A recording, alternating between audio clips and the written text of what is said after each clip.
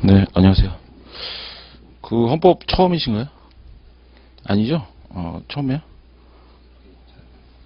그러니까 뭐 열심히는 아니지만 한 번은 봤죠? 예, 그래요.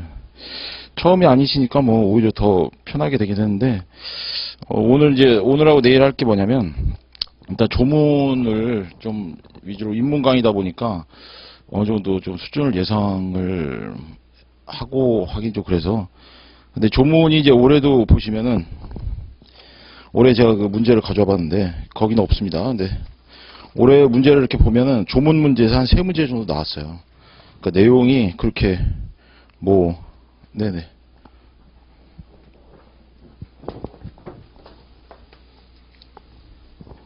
조문이 아직도 굉장히 중요한 파트고요. 그 다음에 이제 또 하나가 헌법재판소법인데 헌법재판소법이 우리가 헌법에서 이제 제일 어려운 파트가 헌재거든요. 그래서 헌재를 오늘 내일이라고 해서 준비를 하면서 헌법재판소법까지 같이 가져왔습니다. 그래서 올해 문제에서도 이제 조문 형태가 당연히 그냥 조문으로 이제 그런 시대는 아니고 조문이 어떤 식으로 나오냐면 판례랑 붙어서 나옵니다.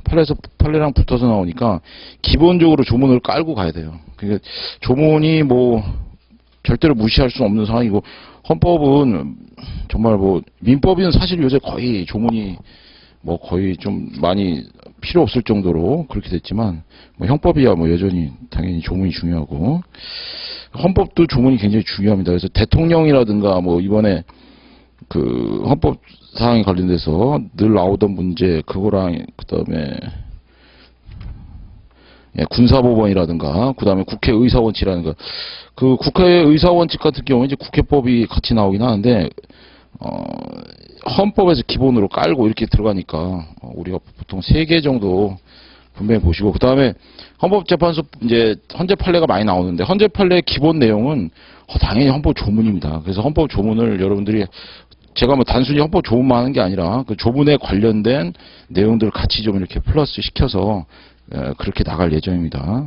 그래서 좀 그렇게 보실 거고 오늘 나눠드린 그 헌법재판소 그거 이제 OX 이렇게 해서 같이 나와 있는 거 있죠, 그죠? 그거 이제 한 번씩 풀어볼 수 있도록 제가 만들어 둔 겁니다. 그래서 이건 아마 내일 정도 헌법재판소 법원하고 그 법행을 할 때는 다 법행이시잖아요, 그죠? 법행은 헌법에서 뭐 저번에 민법 선생님도 말씀하셨지만 3개, 4개 정도 이렇게 하는데 그건 이제 쉬울 때고 작년 같은 경우 헌법 문제가 좀 어려웠거든요. 그러니까 작년에 뭐 5개까지도 그냥 봤단 말이죠. 그러니까 헌법 문제가 어렵다는 건 뭐냐면 예측이 불가능한 데서 나오면 이제 어려워지는 겁니다. 헌법이 제일 그럴 확률이 높아요. 그러니까 헌법이 사실은 이렇게 좀 받쳐주고 가는 과목인데도 불구하고 그렇게 나오시죠. 다행인 건 뭐냐면 다 똑같습니다. 어차피 그렇게 나오면 다 똑같아요. 그러니까 그런 불확실성은 우리가 뭐 어떻게 공부로 제거할 수 있는 영역이 아니어서 그런 점에서 이제 마음 놓으시고 그렇게 지나면 되겠습니다. 오늘 뭐 그래서 글씨가 되게 작게 나왔네. 자기 조문 있으면 자기 조문 보셔도 되고요. 자기 조문 없으시면 그냥 이걸로 제가 그 조문 설명드리면서 그 사이에 이제 판례 같은 거 최근 판례 그 다음에 이제 또 그 얘기 빼시면 안 되는 게 그 판례가 최근 3년치 판례가 법행에서는 거의 압도적이다 싶을 정도로 많이 나옵니다. 그래서 최근 3년 판례는 제가 올해도 준비한 게 있었지만 그런 식으로 해서 아마 올해도 내년에도 상반기쯤에 좀 빨리 해가지고 3개년 판례를 좀 빨리 해서 미리 좀 볼 수 있도록 그렇게 좀 하도록 하겠습니다. 그래서 특히 법행만에 이런 게 있으니까 뭐 다른 공부하는 사람들에 비해서 사시하는 친구들에 비해서 딸리지 않게 하려면 여러분들이 판례 정도는 당연히 챙기셔야 되는 거죠. 그래서 1조부터 한번 들어가죠. 헌법. 자, 전문인데요. 전문에서 나올 수 있는 문제는 뭐 뻔합니다. 우리 전문에서. 그래서 전문에서 문제가 뭐냐면 재판 규범성이 있느냐. 예전에는 이제 전문에 있는 내용을 가지고 뭐 들어가냐 안 들어가냐 이걸 많이 물어봤어요. 근데 그게 아직도 살아 있습니다. 그게 뭐냐면 이제 최근에 87년에 헌법이 마지막으로 개정됐는데 구차헌법 그 개정 당시에 들어간 전문의 내용이 뭐냐 뭐 이런 식의 문제는 아직도 살아있어요. 사실건 뭐건 뭐 그거는 헌법 문제면 반드시 빠짐없이 나오는 겁니다. 그래서 크게 전문에서는 일단 그 헌법의 재판 규범성, 그 다음에 또 하나가 조문의 그러니까 최종, 그래서 조문에 있는 내용이 최종적으로 언제 들어가냐 이렇게 헌정사라고 하죠. 이런 걸 헌정사. 헌정사 문제는 우리가 정말 이건 뭐 헌정사 문제는 한 문제씩 나오는데 올해 다행히 올해도 사실 지문 하나로 살짝 들어가긴 했습니다. 그러니까 여러분들이 접근성이 제일 좋은 과목이 헌법인데 생각보다 헌법이 그렇게 만만하진 않아요. 그러니까 헌법을 그다음에 기본소 같은 게 보시면 아시겠지만 누구야 정해철 교수님, 김영현 교수님 공저 그게 이제 기본소를 제일 많이 보는데 그게 양이 장난이 아닙니다. 그거 보신 적 있으신지 모르겠는데 이만하죠, 그죠? 그러니까 작년에 이제 같이 처음 시작했던 친구는 그거를 그냥 같이 그거 처음부터 그렇게 해서 대신에 제가 꼭 말했거든요. 한 번만 보라고. 한 번만 보고 마치 백과사전처럼 궁금할 때마다 꺼내서 보라고. 근데 한 번도 안 본 걸 꺼내보는 것은 머릿속에 안 들어오니까 최소한 처음에 한번 보고 그 다음에 꺼내보라고. 그래서 그렇게 잘 해가지고 헌법도 괜찮게 나왔거든요. 그러니까 그런 방법 일단 추천하는데 헌법이 2차 과목까지 있진 않기 때문에 조금은 여러분들이 좀 부담은 느낄 수 있지만 뭐 지금 이왕 이렇게 시작하는 김에 지금 좀 빨리빨리 해서 해놔야죠. 그죠?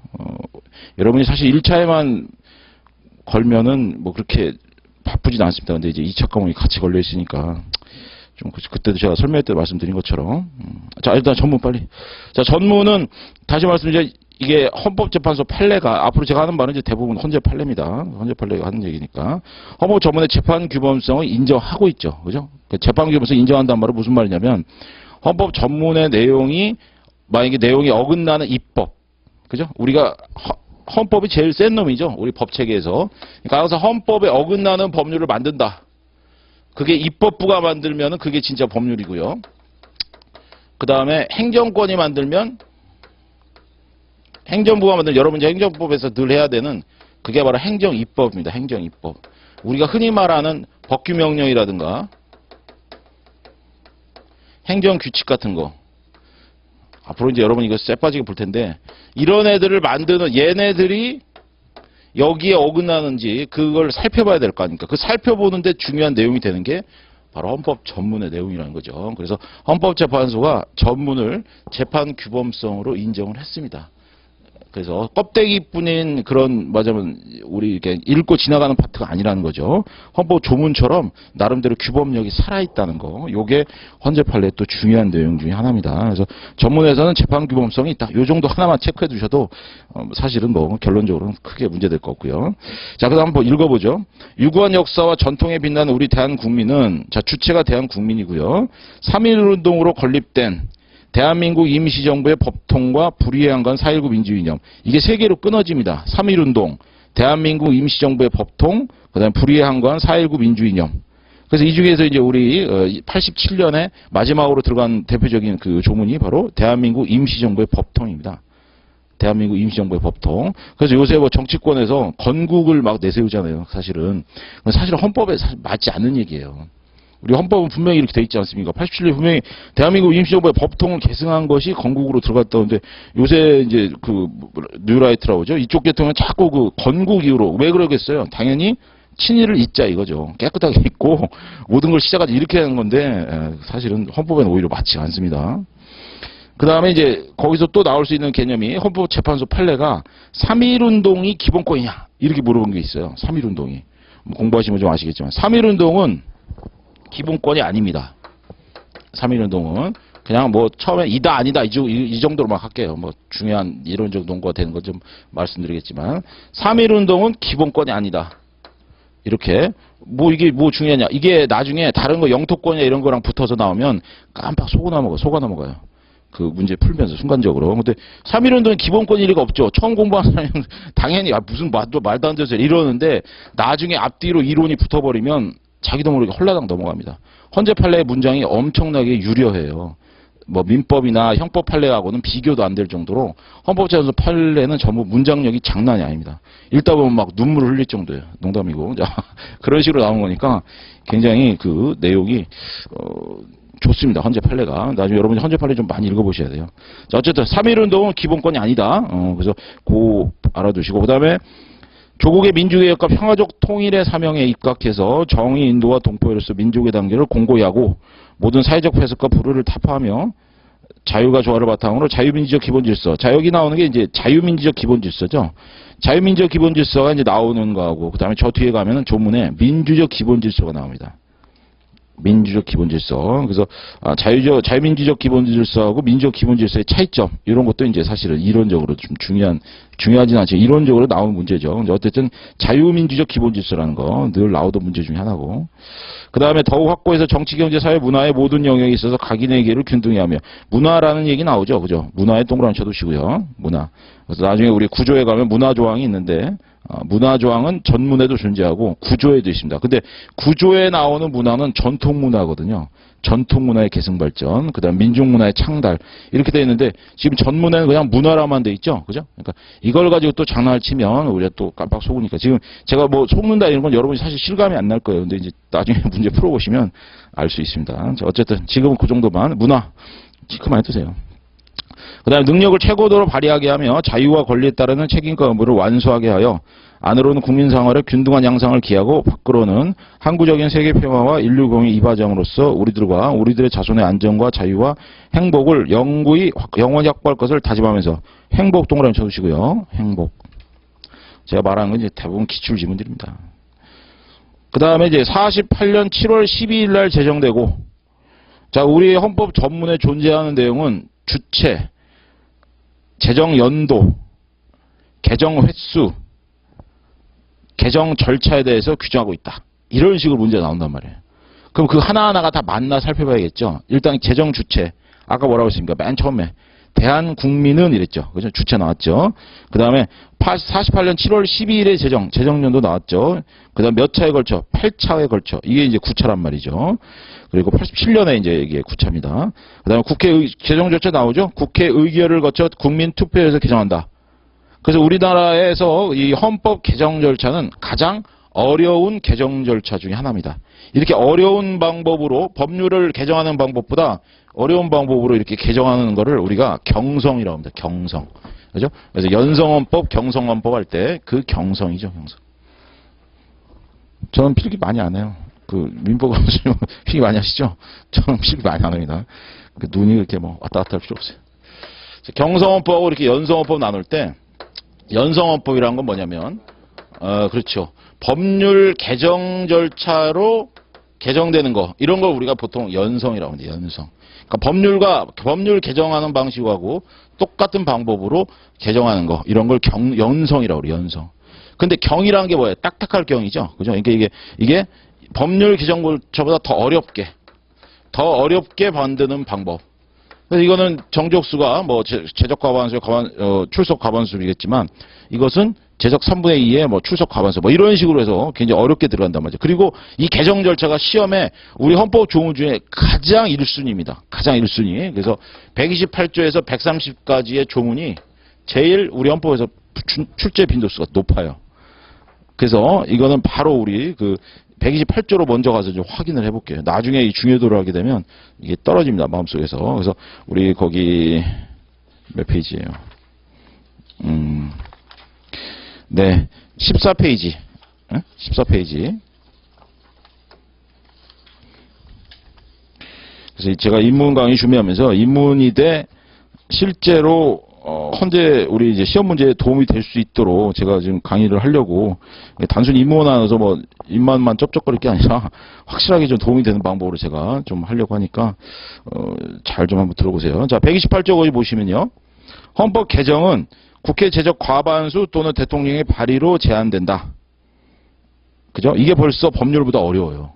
법률은 의원 몇 명이 제한하면 돼요. 어우, 공부 많이 했네. 10명입니다, 10명. 의원 10인 이상이면 발의가 됩니다. 아니면 이제 위원회가 발의한다거나. 그 다음에 대통령이 발의로 제한다. 이거는 이제 비슷하죠? 정부가 제한하니까, 법률안은. 그것도 이제 중간에 있습니다. 50몇 조에. 자, 그래서 벌써 어려워졌어요. 헌법 개정 절차는. 그죠? 벌써. 제적 과반수니까 양이 많잖아요. 우리 지금 현재 현행 국회의원 그 정족수라고 그러죠, 우리가. 현행 국회의원 정족수는 헌법에 규정되어 있다. 이렇게 나오면 틀리죠? 왜냐면 헌법은 200인 이상으로 되어 있거든요. 그래서 200인 이상이니까 몇 명을 더 정확하게 구체적으로 몇으로 할지는 국회법에 나와 있습니다. 국회법. 그래서 원래는 지금까지 299명이었다가 재작년에 그 세종시가 생기면서 한 명을 추가시켰죠. 그래서 300명입니다, 지금. 더 늘릴 수도 있어요. 그죠? 500명까지도 할 수 있거나 아니면 200명으로 줄일 수도 있습니다. 왜? 헌법은 200인 이상이라고 해놨으니까. 근데 나중에 지금 지금 국회의원들이 지금 하고 있는 게 선거구 획정위원회를 규정하고 있죠. 그러다 보니까 이제 이게 늘어날지 줄어날지는 지금 아직 안 나왔어요. 12월 말에 할 거라는데 지금 아직 지금 여야 간에 팽팽한, 왜냐면 그 한 명 더 되냐 안 되냐 이제 그 국회의원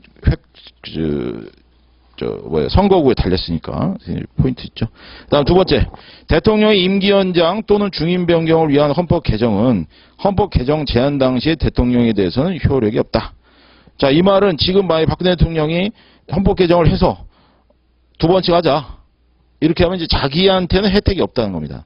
그죠? 그래서 이걸 이제 효력 제한적 규범이라고 하는데, 임기 연장, 중임 변경, 그러니까 남 좋은 일 시키는 거예요.